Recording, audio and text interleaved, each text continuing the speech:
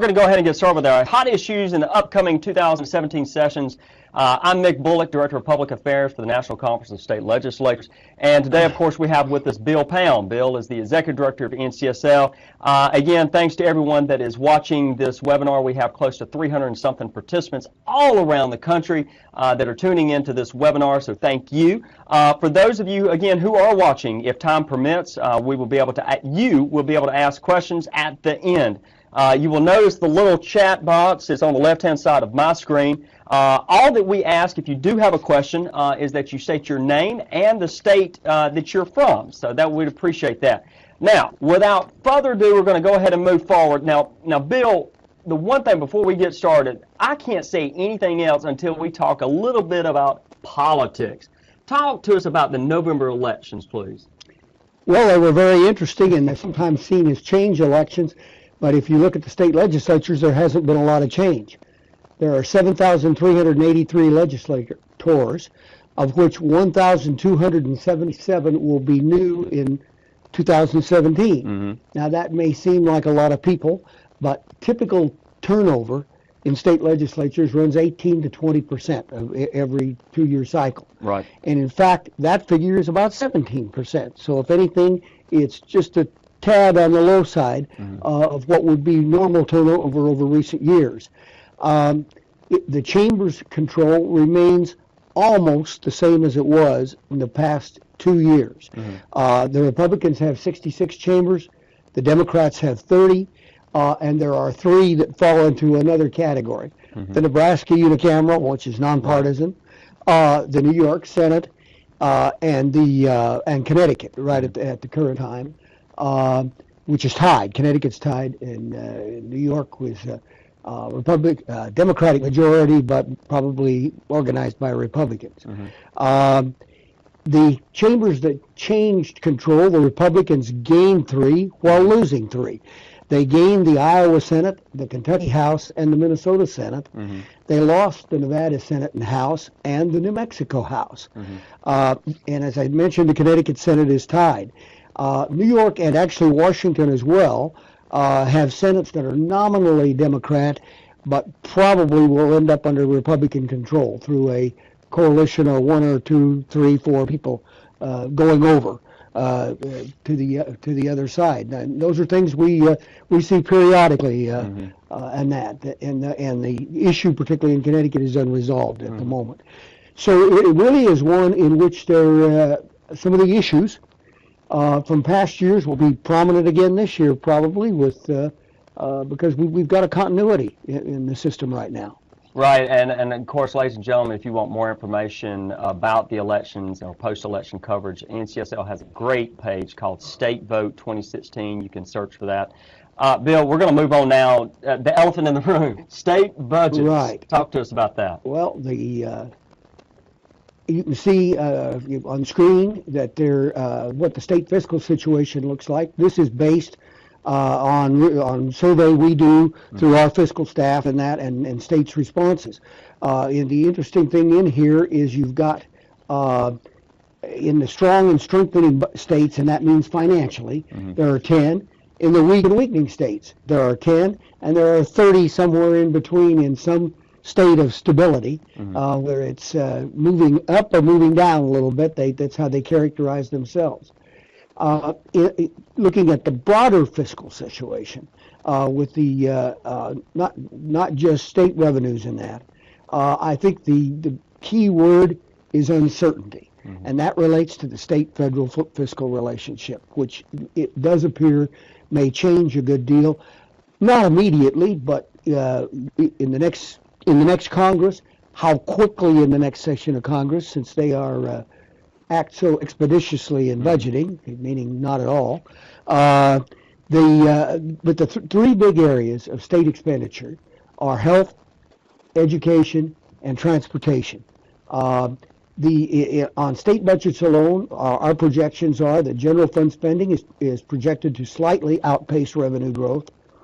The year-end balances are recovering, and we did pretty well in 2016.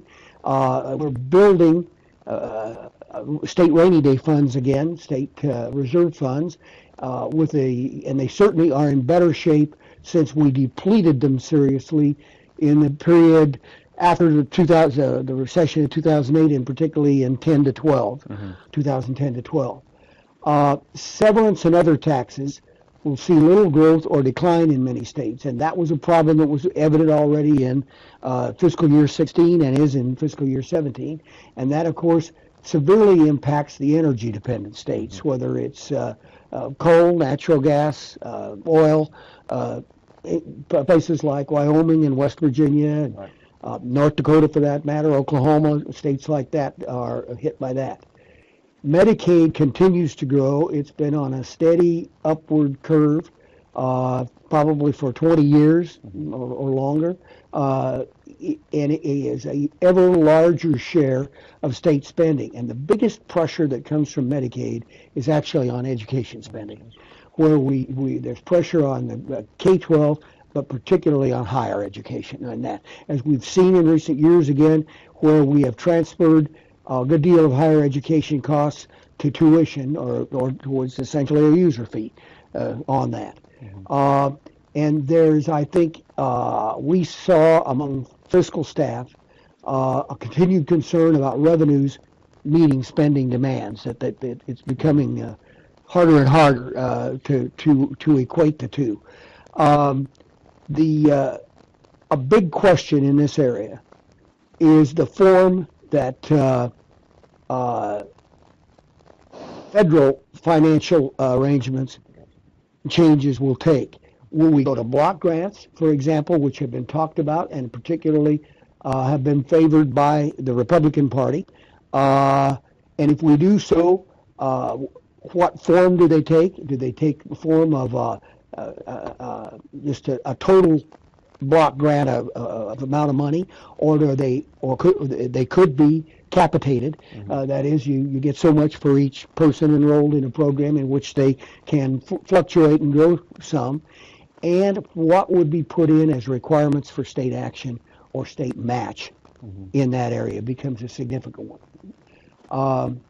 In the healthcare area, which again is the second largest spending area, I think the block grant discussion will be particularly centered there. Already with the nomination of Dr. Price to be HHS Secretary yesterday, and who has been a long-time advocate of this, I think we can see the way it's going. And the Republicans, again, in the House in the last year in the Republican plan, they advocate block grants. So again, the form of those is going to be crucial. From a state viewpoint, you can go pro or con on the block grants. The pro is it gives states more discretion, more flexibility than they have in a fixed program. The con side of it is that you transfer to the states the responsibility for dealing with changes in things like economic status, population in a state, and demographic kinds of changes. Because if you've got the fixed amount of money and you have to operate within it, then the state will have to largely absorb the change or change the program, assuming that with the block grant they get the flexibility to do that. Because the tendency is on block grants that funding gets frozen at a level over time, and they don't. And the tendency of the U.S. Congress has been historically that when they have fiscal problems or deficit problems, that they may come after some of that money. They may want to reduce the federal share of the block grant, which of course increases the burden on the states if they do that. And of course on health care, the key issue is going to be the Affordable Care Act, which we'll talk about in a few minutes. Moving on now, of course, to criminal justice, specifically sentencing reform. What are you hearing there, Bill? Well, the states have led the way in sentencing reform over the last several years, 2 or 3 years anyway. State after state has seriously looked at this with the goal of reducing prison populations, reducing prison costs, and with the goal also, I think, of evening out sentencing for similar types of offenses. The drug area is particularly one where heroin has been, depending on the form it's used to that, has been treated for sentencing purposes very differently in a number of states. And the federal government has come along now, the Congress and the Obama administration this year, and strongly on a sentencing reform effort. I think at the federal level, the question will be, does that continue or not with the new administration? But at the state level, I think you will continue to see the states that have not done that look into it, and an evaluation of what it's doing too, in terms of the impact on society.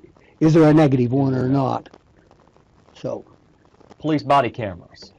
Well, the police body camera movement, as we were all aware, given the events in America in the last couple of years particularly, there's been a lot of movement to that. You can see on the chart, the states that have moved some way to do police body cameras.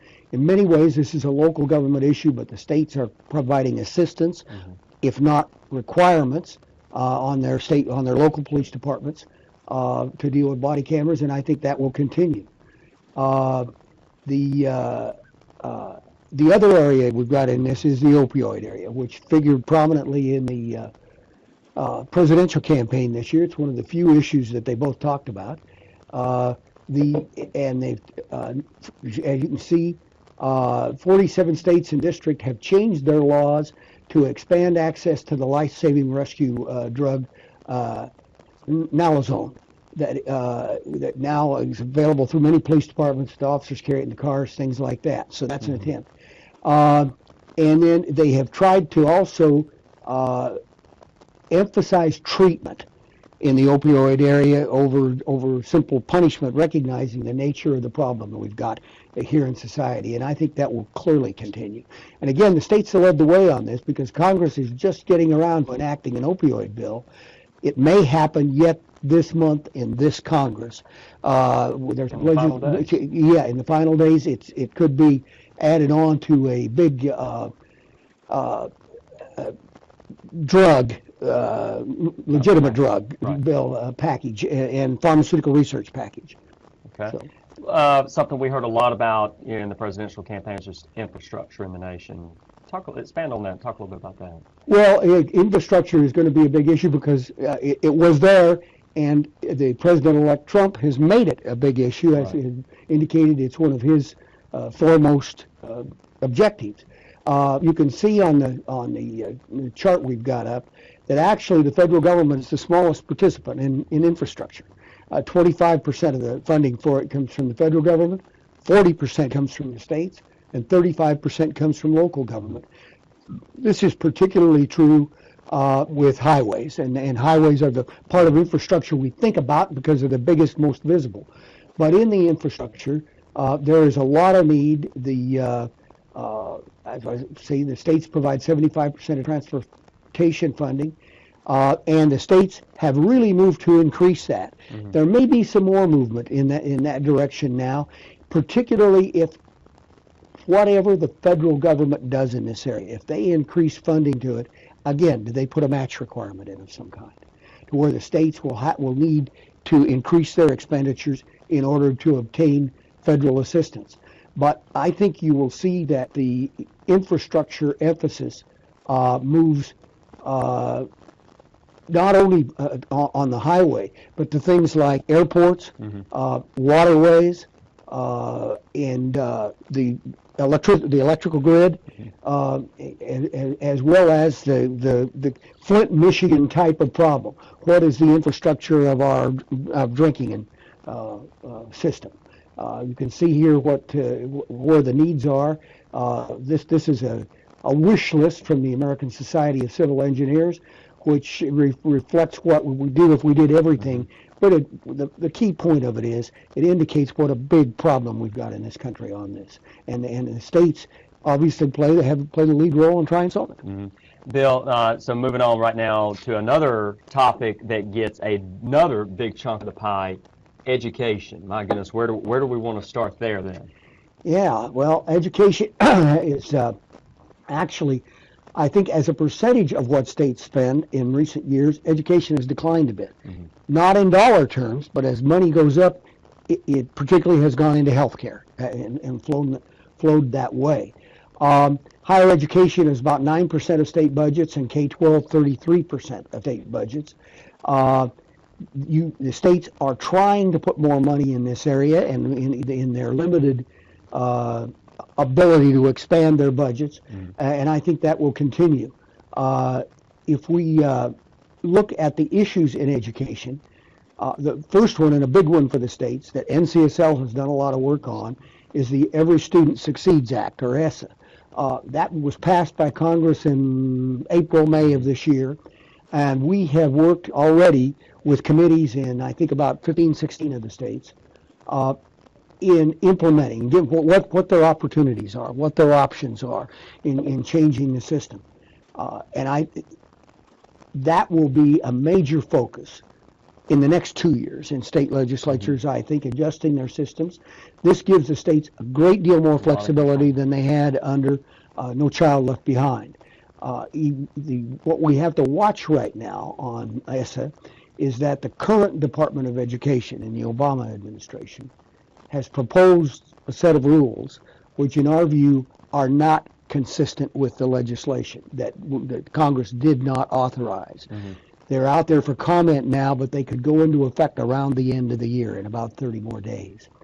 And if that's the case, then the question is, will the incoming administration change it, or will we be reverting to some of the things we had to work under the last 10 years or so?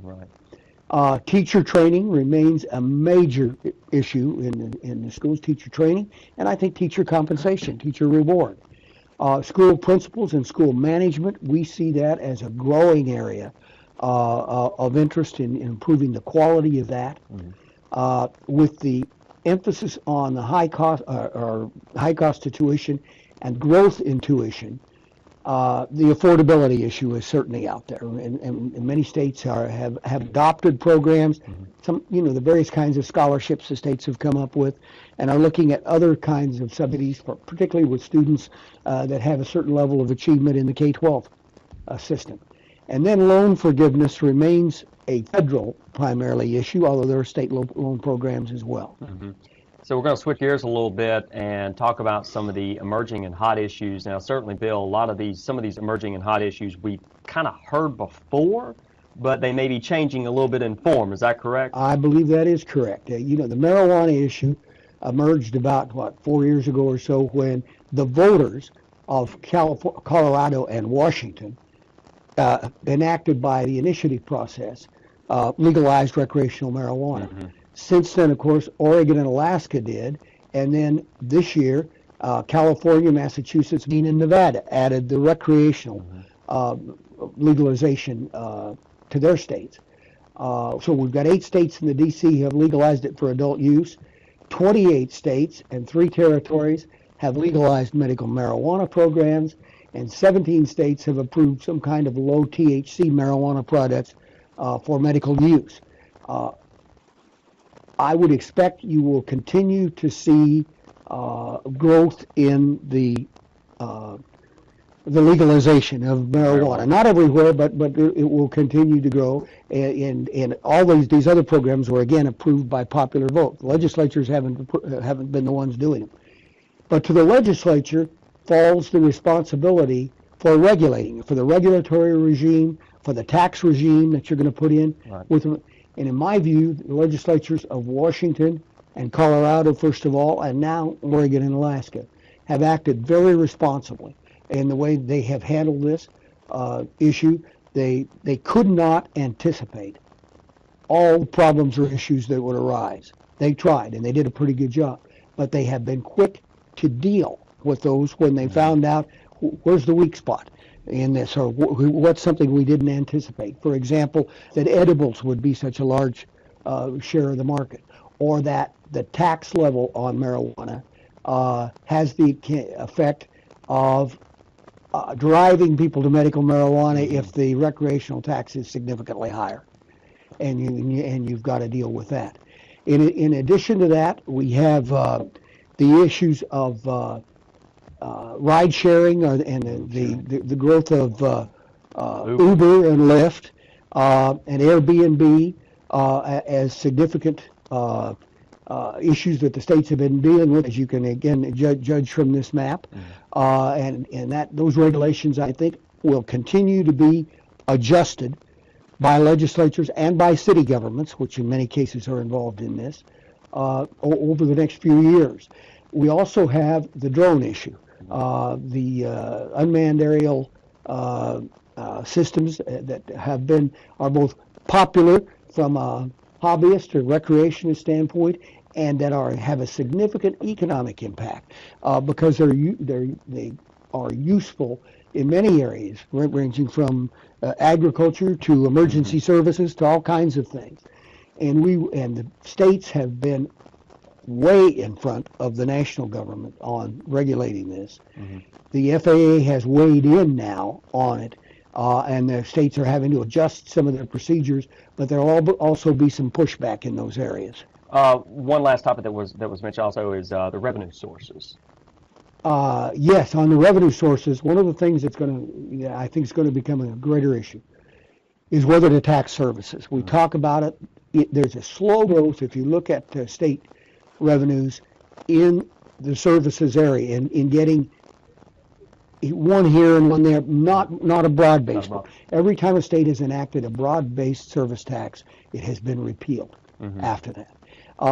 So it remains to be seen. I think in our looking at this area, we can notice that it's gradually creeping into some kind of services and new services, but the sales tax, to maintain its salience as a revenue source for state government, will probably have to tax services more in a service-based economy.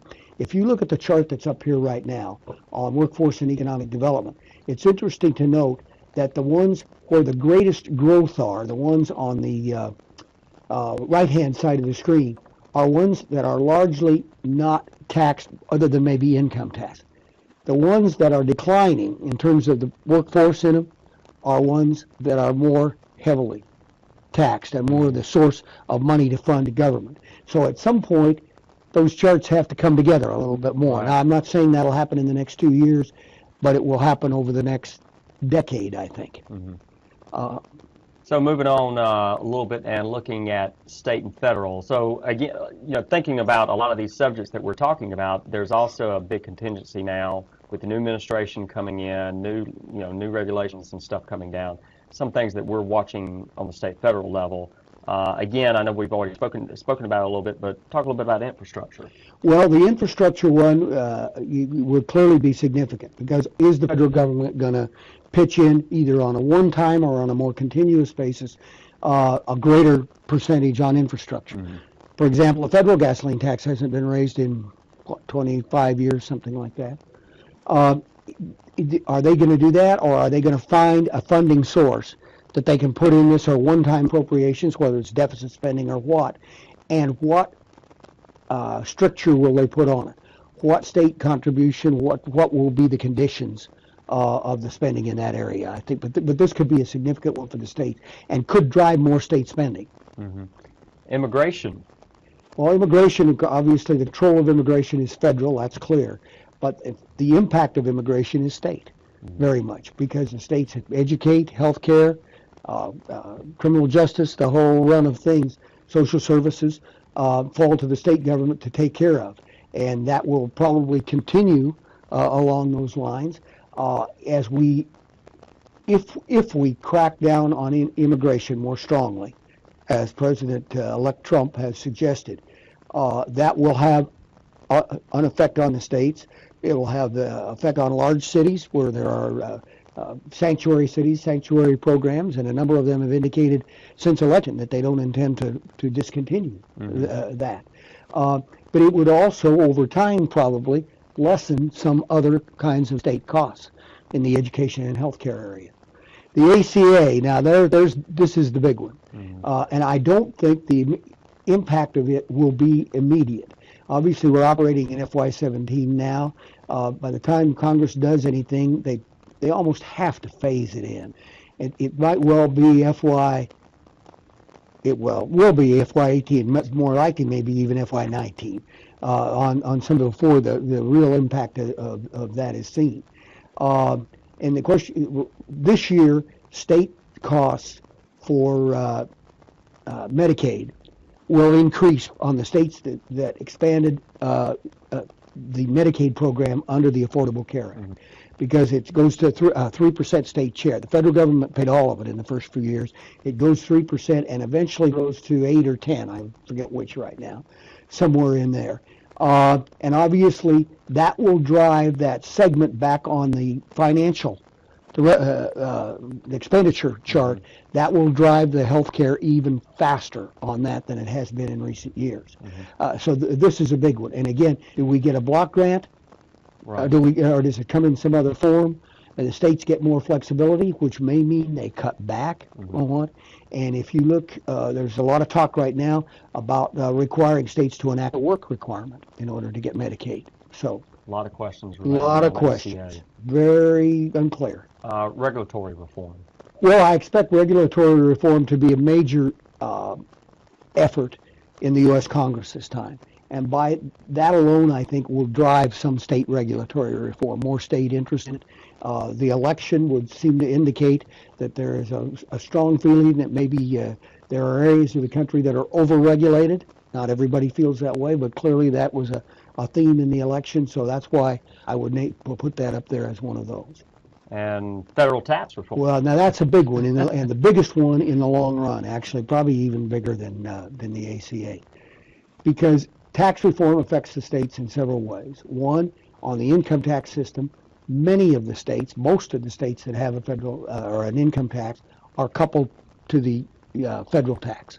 And you start from your federal adjusted gross income or something like that. The second element of it is state and local taxes are one of the big exemptions in any effort at tax reform. And to find revenue without driving the deficit heavily, they have to look at the exemptions. And assuming that the homeowner exemption is maybe sacred, clearly the state and local tax exemption will come under pressure. And you couple that then with municipal bonds, which are a tax exemption right now, a big tax exemption. And if they would remove the deductibility of municipal bond income, it will raise the costs of bonding for state and local government. They'll have to, they will not be as favorably treated in the market, and it means that they will have to pay a higher interest rate. I saw an estimate in the last day or two that if you went from 10 years, 2003 to 2012, it would have raised the borrowing costs of state and local government by $500 billion during that period of time. Energy. Well, energy is going to be the question of how we treat it, of what we do with what the future of things like the clean power plan is, whether it will continue on. There's a challenge in this area in both the Congress, the administration, and the courts, where the matter is right now, with 26 states having brought suit against the clean power plan. And how do we continue? What emphasis do we have in energy development coming up? I mean, it's as simple as things like the Midwest pipelines, and that there are both state and federal issues.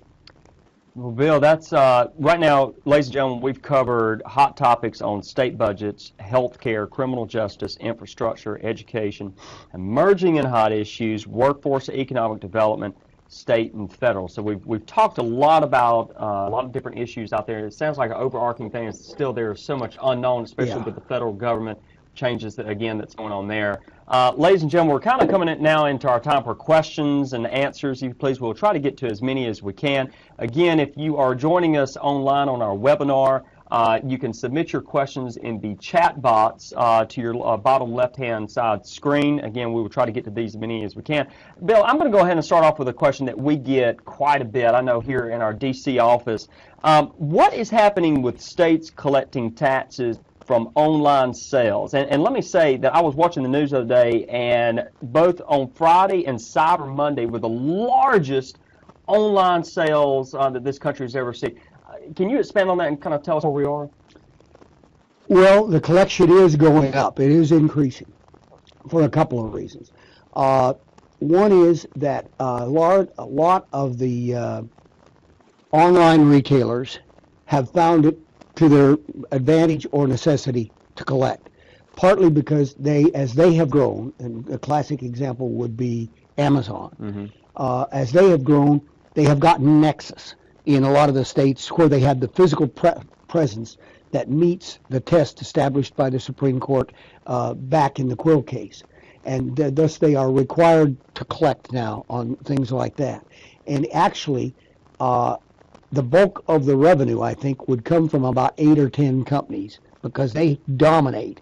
They have they're 2/3, maybe more than that, of the online business in the country.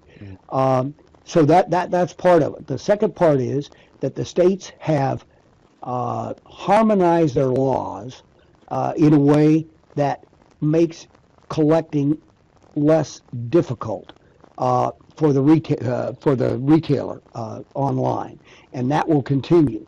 And then on the third aspect of that is that in a movement that started this last year in the South Dakota legislature and has since been passed in Alabama and a couple of other states, that requires the collection of it.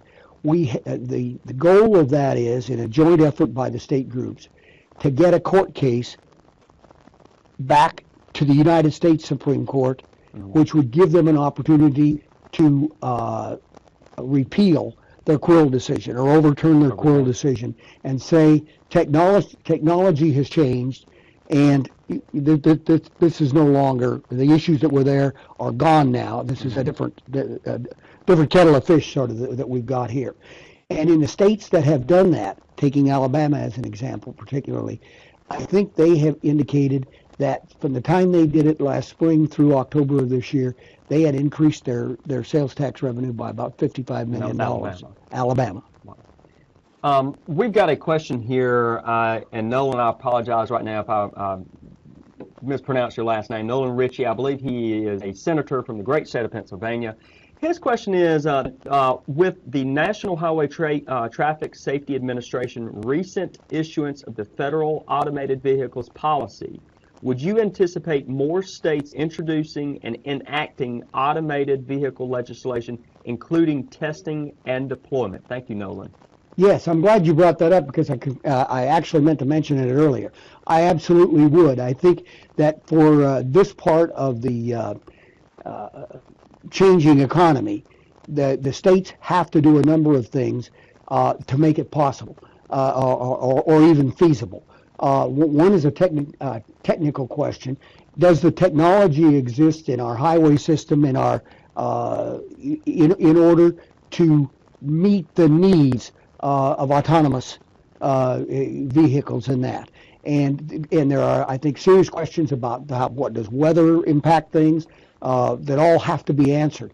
And I think you're going to see the states move, given the fact that the experiments that are being done, and particularly I think Pennsylvania is one of them, with Uber, that are being done, you're going to see a lot more pressure both from the industry in general, from the public in general, to regulate this in a positive way and make things happen. And we have a question here from Sarah. It looks like she is a legislative staffer, again, from the great state of Colorado. Do you think the state-based marketplace, like here in Colorado, will be affected more or less than the federal marketplace? How do you think they will be affected in future fiscal years? I'm not sure what she means by that. Do you think state-based marketplaces like here in Colorado will be affected more or less than the federal marketplace? How do you think they will be affected in future fiscal years? Probably the states more. Probably the states more. Okay. Karen, do you think there will be any momentum from election reforms like expanded voting access, voter ID, campaign finance reform, or even the NPVIC? That's a good question. My answer would be I'm doubtful on that right now. It will depend, I think, it may depend on the party in control in the state, for one thing. And I don't I think there will be attention to voting, but not just registration, to the voting, to the means, the questions that were raised about the integrity of the system during this election. I think that will continue to be of issue and something that states look at. But I don't know that it will be. The question, will it be expanded or will it be restricted some? Mm-hmm. We have a question here from Christina. If Medicaid is converted into a block grant program, would you see less federal funding flowing into states? And would designing the program with a per capita spending cap help mitigate some of the funding decline? Well, on the last part with the per capita, yeah, it probably would help mitigate the fine. It certainly would, because you get some growth with population growth. In the first part of the question about sort of capping or slowing the flow of federal funds, it definitely will, and that's part of the intent of it. Is that the states would carry a greater share if we're going to provide or make the decision how much health care are we going to provide? Because we've had terrific growth in the numbers in a number of the states that expanded the Medicaid program. Mm-hmm. Significantly below what was anticipated when it was first, significantly above what was anticipated when it was first enacted. Here's kind of more of a kind of semi-political question from Taylor. How do you see the election results, particularly in states that have switched party control or now have full control by one party like Missouri, impacting legislative priorities in those states? That's a good question. Well, it clearly, if we look back to the last redistricting in 2010 or the 2010-12 elections, it clearly impacted them. For example, look at right to work in the states, where when the Republican Party took over and they favor right to work, they've enacted right to work in state after state, and I expect they will in a couple more that have not yet done it. I would expect those to be that to be an issue in the coming couple of years. The same thing is true of the issue we were just talking about, the Medicaid issue, and whether to adopt the Medicaid expansion as part of the ACA. The states that didn't, if they were under different control, if the Democrats were in control in those states, I would guess that some significant number of them would have done that. So elections have results. Mm-hmm. Let me switch back. You spoke a little bit about this. The talk is states could lose out under tax reform. The feds may want to take away the state and local tax deduction and exemption on investments of municipal bonds. What does this mean for states? Well, what it means is if they want to do what they're doing, it'll take more of their own money to do it, probably. It raises the cost. On the municipal bonds, it clearly raises the cost of issuing bonds. Mm-hmm. You're going to pay a greater rate of interest, is what it amounts to. And so if a project was going to cost $100 million, it may mean it now costs 105 or 110, somewhere in there. In terms of their own taxes, it creates a pressure, I think, against raising taxes in the states if they're not deductible state taxes. Mm-hmm. The classic example of that, or the two examples, are probably New York and California, where it would have the greatest impact, which have a pretty high income tax, and that. And the other thing is, of course, with the states being coupled on the tax system, that they will be forced to look at their own system. And that because are they going to decouple, and which makes it more difficult for the taxpayer, basically, or are they going to go along? And if so, if the federal government is lowering revenues in its tax system, are they also going to lower the state going to go along and lower its own? I'm not saying it'll go either way, but I'm saying what it does is present them an issue they have to deal with. Bill, I'm looking at the time now. We have gone over our allotted amount of time. Thank you so much for doing this. Ladies and gentlemen, again, thank you for joining us in this NCSL webinar discussing the hot issues in the upcoming 2017 sessions. Again, this video will be available on our NCSL YouTube's channel probably later this afternoon, first thing in the morning. We certainly appreciate all of you for joining in with us here on this NCSL webinar.